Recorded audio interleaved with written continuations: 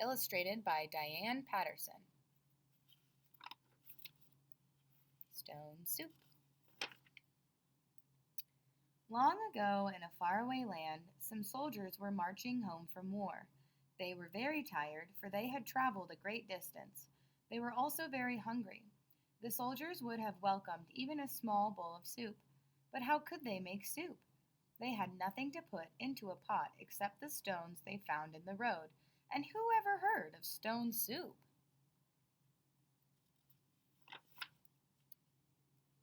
In the distance, the soldiers saw a small village. They thought about the comfortable beds and the delicious foods they might find there, and they walked a little faster. I would be happy to get a loaf of warm bread and a nice bed to sleep in, said one soldier.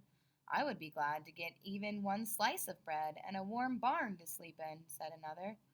We will be lucky to find a few stale crusts before we are chased from the village, said the third. He knew that the townspeople would not want to share what they had with strangers. Still, we can ask, said the first soldier. Yes, agreed the second. If we do not ask, we will never know. All right, said the third.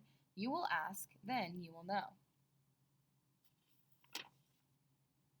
The townspeople had seen the soldiers coming, and now they were busy hiding their food. They hid their potatoes down in their cellars. They tucked their vegetables under their beds. They stuffed their barley into their pillowcases. They hung their meat inside their closets, and they lowered pails of milk down into the wells. At last, all the food in the entire village was hidden.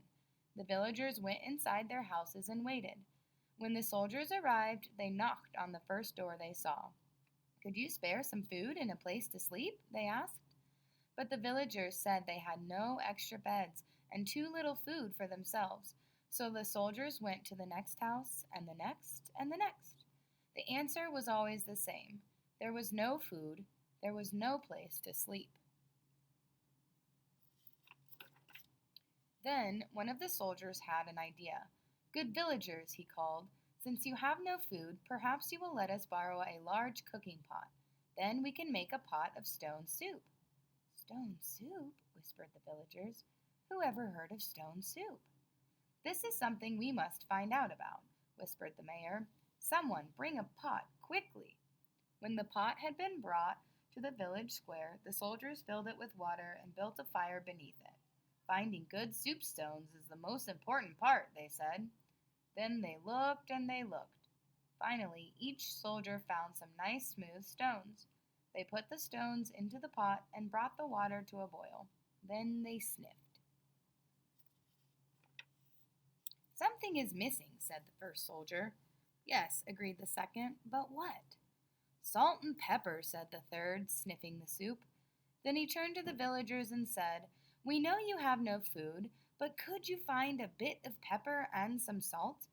Pepper and salt will bring out the flavor of the soup stones. At once the mayor's wife disappeared and came back with some salt and pepper. Thank you, said the soldiers as they shook the salt and pepper into the pot.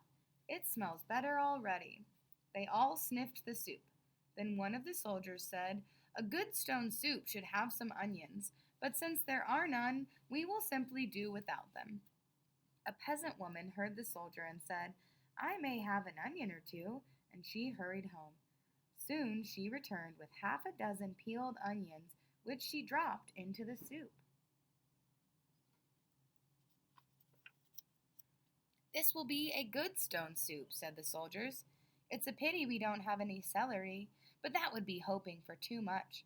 After all, we were lucky to find such good soup stones in the first place. A farmer's wife heard this and ran home. In a few minutes she returned with several stalks of celery, which she cut into small pieces and tossed into the soup. After a while, the first soldier said, Something is lacking. There are no carrots, agreed the second. But there is no sense in asking for something that no one has, added the third.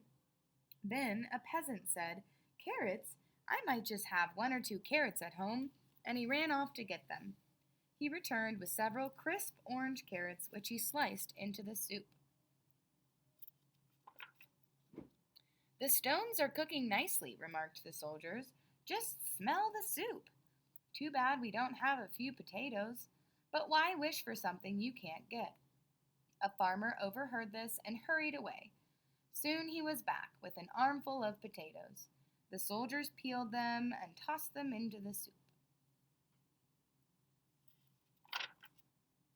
Then the first soldier stirred the soup, saying, "It is a bit too thin, but since there is no barley to thicken it, we will have to be satisfied."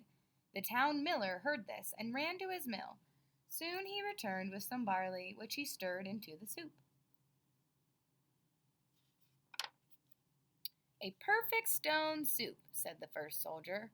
"If only it were a bit richer," suggested the second soldier. "Too bad we have no milk to stir in." And before long someone had brought him a bucket of milk for the soup. The third soldier said, "With a bit of meat, it would be just like the soup we made for the king last month.